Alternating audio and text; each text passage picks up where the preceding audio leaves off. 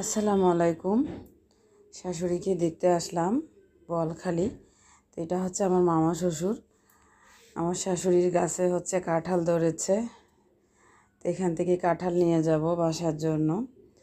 তো আমি আসলে দুইটা নিয়ে যাচ্ছি, কারণ আমার বাসায় খাওয়ার মানুষ নাই, আমি আর আমার মেয়ে। সেজন্য একটা ছোট আর একটা বড় দুইটা কাঁঠাল কেটে নিলাম। এগুলো হচ্ছে গাছে পেকে গিয়েছে, কাঁঠালগুলো আজকে খাওয়া যাবে। তো আমরা হচ্ছে এখান থেকে যাইতে রাত হয়ে যাবে, কালকে সকালে কাটবো আর কি কাঁঠালটা। তো দুইটা কাঁঠাল কেটে দিল গাছ থেকে, আরও অনেকগুলো আছে, মাশাআল্লাহ অনেকগুলো কাঁঠাল ধরেছে।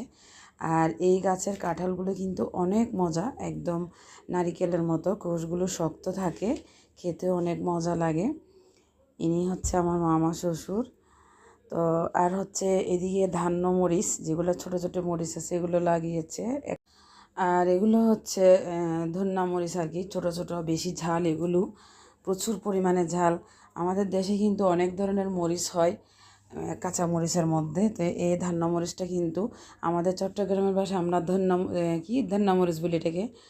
অনেক ছোট কিন্তু ঝাল বেশি। তারপর হচ্ছে নাগা মরিচের চারা ফুল এসেছে, কিন্তু এখনও মরিচ ধরে নাই।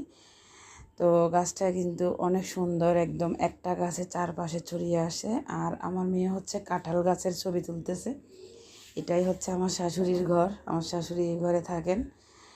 তো আমরা হচ্ছে এখন চলে যাব, আমরা আসছি সকালে, চলে যাচ্ছি বাসায়, কারণ ফেরি দিয়ে যাইতে হবে। তো একটু তাড়াতাড়ি চলে যেতে হবে আর কি।